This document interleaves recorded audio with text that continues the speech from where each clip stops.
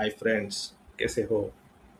वैसे लोग कहते हैं शार्क टैंक लक पे डिपेंड करता है, पर एक्चुअली में एक हिडन एल्गोरिदम होता है। आज हम इसी शार्क टैंक एल्गोरिदम को समझ लेते हैं। दोस्तों, आगे बढ़ने के पहले एक रिक्वेस्ट है। अगर आपने मेरे प्रीवियस वीडियोस नहीं देखे, स्पेशली शार्क टैंक के जो 5 वर्ड्स है, तो वो उस वाली वीडियो को ज़रूर देखें।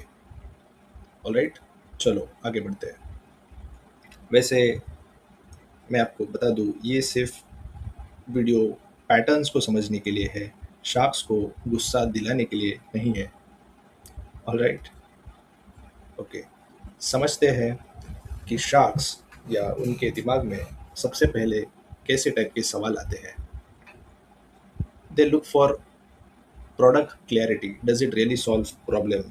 सबसे पहले क्वेश्चन जो शार्क्स के दिमाग में आता है वो ये कि ये प्रोडक्ट एक्चुअल में प्रॉब्लम सॉल्व करता है, या ये कोई बच्चों का साइंस प्रोजेक्ट है, या कोई खिलौना। इज़ दिस ऑथेंटिक प्रोडक्ट, क्या ये इजीली कॉपी हो सकता है? तो आपको कुछ एपिसोड्स में ऐसे कुछ सुनने को मिलता है कि ऐसे प्रोडक्ट्स किसी गुब्बारे वाले के पास मिल जाते हैं, तुम अपना और हमारा भी टाइम वेस्ट करवाते हो, एट्सेट्रा। तो ये सब ऑब्जर्वेशंस है। वैसे कुछ शार्क्स के दिमाग में ये भी आता है शुरुआत में कि is this business model easy और कंफ्यूजिंग, इजी और complex.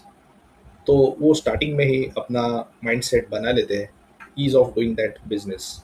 If it looks complex और कंफ्यूजिंग, वो पहले ही बाहर हो जाते हैं। वैसे आपने ऑब्जर्व किया होगा, कुछ शार्क्स वो प्रोडक्ट से पहले उसके फाउंडर को ही टेस्ट करते हैं।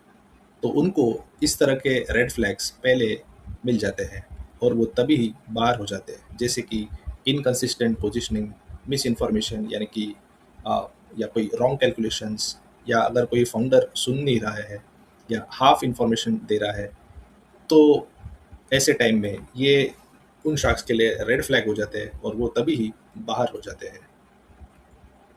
और कुछ शार्क्स एक प्रेडिक्टेबल सा पैटर्न ढूंढते हैं, जैसे कि प्रॉफिटेबिलिटी, ओके, प्रॉफिट ट्रेंड कैसा चल रहा है, यूएसपी एट्सेट्रा, एमओएम। वैसे अगर आपने मेरे प्रीवियस वीडियोस को नहीं देखे हैं तो प्लीज़ देखिए, जिसमें मैंने वो 5 टर्म्स बताए हैं, मैजिकल टर्म्स जो एवरी एपिसोड रिपीट होते हैं, जैसे कि इक्विटी, वैल्यूएशन, सीएसी, ईएएम, ये सब क्या है, इसके बारे में मैंने बहुत डिटेल में बताया है। Okay, all right, let's see what are the common decision parameters. Okay, number 1 जो हर शख्स के लिए कॉमन है, ऐसे पैरामीटर्स कौन से हैं?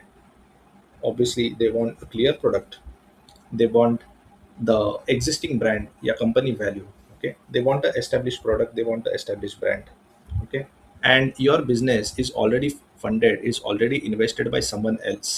Okay, तो यहाँ पे शार्क्स ये देखते हैं कि क्या ये बिजनेस ऑलरेडी फंडेड है, so they want to play a safe game. Sharks should not be the first time investors, okay, in the business. वो एक्सपेरिमेंट नहीं कर रहे हैं, शार्क्स रिस्क लेने नहीं आते, वो रिस्क कैलकुलेट करके सिर्फ इन्वेस्ट करना है या नहीं, उसके बारे में सोचते हैं। देन उनके कॉमन पैरामीटर्स कुछ ये है, टीएएम, यानी कि टोटल एड्रेसेबल मार्केट। मैंने मेरे पिछले वीडियो में बताया था कि कैसे उसको कैलकुलेट करते हैं। बेसिकली जितना प्रोडक्ट का जितना मार्केट साइज बड़ा हो सकता है, तो उस केस में ज़्यादातर शार्क्स इन्वेस्ट करना चाहेंगे। और पीएटी यानी कि प्रॉफिट आफ्टर टैक्स, यानी कि आपका जो मार्जिन है after profit and after tax, okay, क्या वो प्रॉफिट ज़्यादा है, इज़ द एमओएम इंक्रीजिंग, ये सब पैटर्न्स देखते हैं। And obviously the last one, the CAC, यानी कि customer acquisition cost, is the customer acquisition cost less than profit, या बेसिकली वो प्रोडक्ट ज़्यादा प्रॉफिट दे रहा है। तो ये सब शार्क्स के कॉमन डिसीजन पैरामीटर्स होते हैं। इसका हम एक समरी टेबल देखते हैं कुछ इस तरह से। मैंने कुछ ऐसे बनाया है कि मोस्ट शार्क्स के लिए कौन से पैरामीटर ज़्यादा मायने रखते हैं, और कुछ शार्क्स के लिए कौन से दूसरे पैरामीटर ज़्यादा इंपॉर्टेंट है। ओके, तो मोस्ट शार्क्स के लिए कॉमनली ये है कि they want a good product, founder is good and trusted, obviously, and flexible. अगर वो एवरेज भी है या गुड है तो मोस्टली शार्क्स इन हो जाते हैं ऐसे केसेस में। अगर फाउंडर के पास बिजनेस अंडरस्टैंडिंग अच्छा है, business already funded, already invested, okay, sharks are not the first first ones to get invest. Okay, so in that case plus TAM जो सबसे इंपॉर्टेंट है उनके लिए, और स्केलेबिलिटी अगर अच्छा है, profit is greater than CAC, MOM यानी कि month on month returns pattern अगर अच्छा है। सो अगर ये सब है तो investment decision by sharks, by most of the sharks is yes. और अगर इसमें से अगर 2 या 3 पैरामीटर्स भी ना हो तो मोस्टली इन्वेस्टमेंट डिसीजन शार्क्स का नो होगा। लेकिन कुछ sharks, there are some sharks जिनका व्यू थोड़ा अलग होता है। वो एक्सेप्शंस है कि वो प्रोडक्ट से ज़्यादा फाउंडर पे यकीन करते हैं। तो यानी कि अगर फाउंडर बहुत अच्छा है और प्रोडक्ट एवरेज है तो भी वो इन्वेस्ट करना चाहेंगे। या अगर फाउंडर सिर्फ टेक्निकल पर्सन है, बिजनेस अंडरस्टैंडिंग नहीं है, लेकिन उसके बाकी के पैरामीटर्स अच्छे हैं, तो भी वो इन्वेस्ट करना चाहेंगे। ओके। और एक और चीज़ हम नोटिस करते हैं, ह्यूमन बायस एंगल। आखिरकार शार्क्स भी इंसान है, तो वो आ, कुछ चीज़ें एक्सेप्शंस या कंसिडर करते हैं, जैसे कि strong founder. If the founder is strong but product is not relatively strong, तो भी वो इन्वेस्ट करने के लिए रेडी हो सकते हैं, प्रोवाइडेड बाकी के पैरामीटर्स अच्छे हो। दूसरा, अगर शार्क्स को दिखाई देता है कि ये कोई एक बहुत बड़ा प्रॉब्लम है जो उनका प्रोडक्ट या उनका सर्विस सॉल्व कर रहा है, तो भी शार्क्स रेडी हो जाते हैं।